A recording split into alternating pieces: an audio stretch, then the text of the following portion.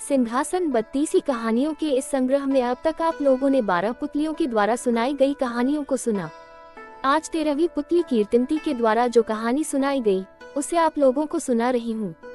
कृपया ध्यान पूर्वक और अंत तक अवश्य सुने। मेरे इस चैनल को सब्सक्राइब कर दीजिएगा अपना चैनल समझकर।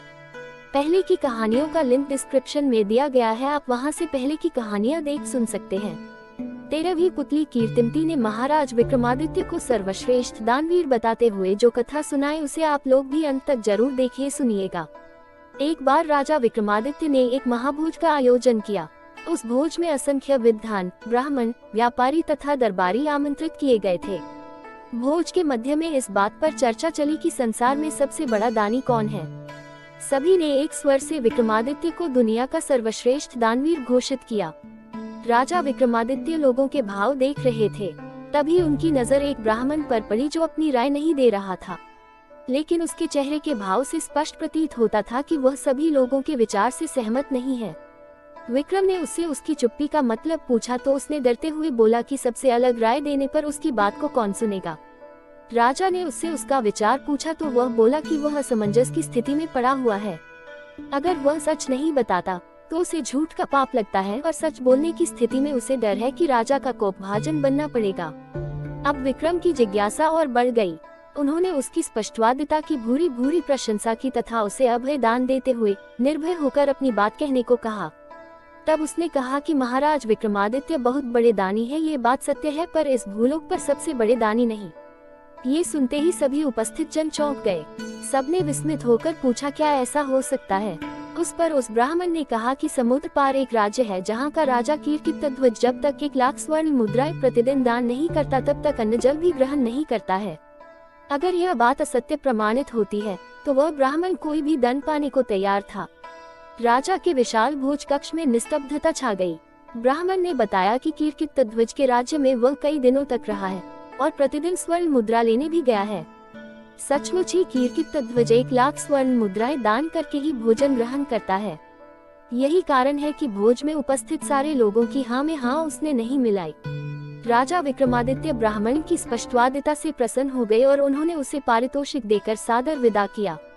ब्राह्मण के जाने के बाद राजा विक्रमादित्य ने साधारण वेश बनाया और दोनों बेतालों का स्मरण किया।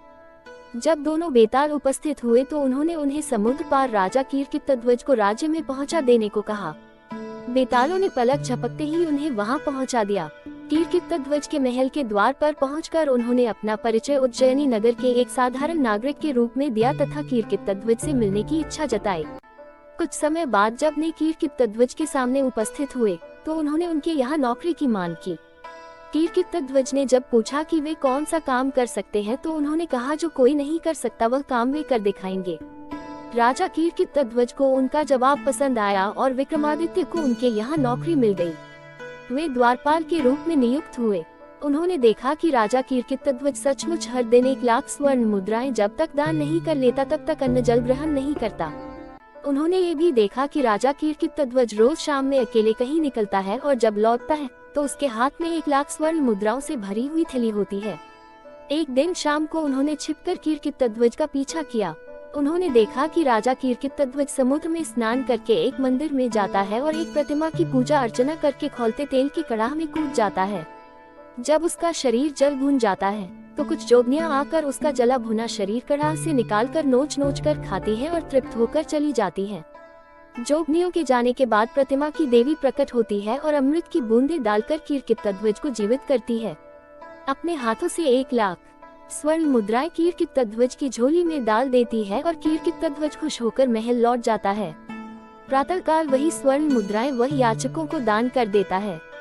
विक्रम की समझ में उसके नित्य 1,00,000 स्वर्ण मुद्राएं दान करने का रहस्य आ गया।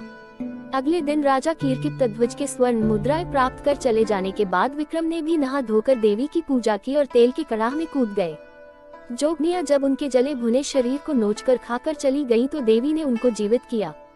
जीवित करके जब देवी ने उन्हें स्वर्ण मुद्राएं देनी चाही तो उन्होंने ये कहकर मना कर दिया कि देवी की कृपा ही उनके लिए सर्वोपरि है। ये क्रिया उन्होंने 7 बार दोहराई।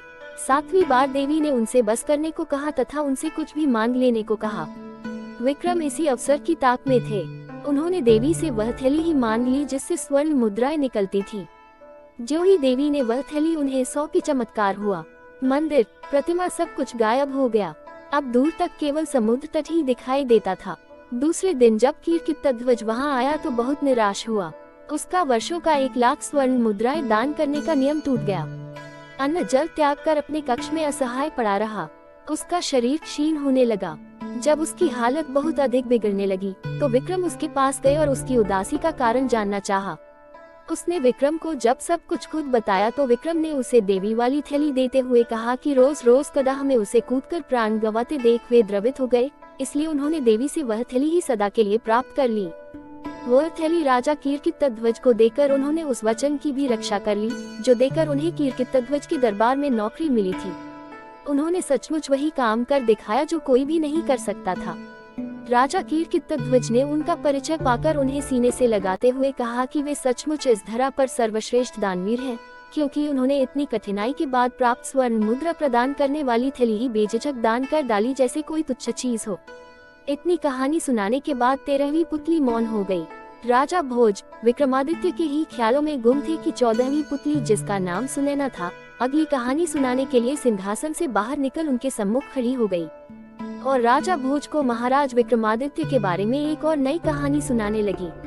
मित्रों, 14वीं पुतली सुनैना की कहानी अगले भाग में। अब आज्ञा चाहूंगी, तब तक के लिए विदा। नमस्कार।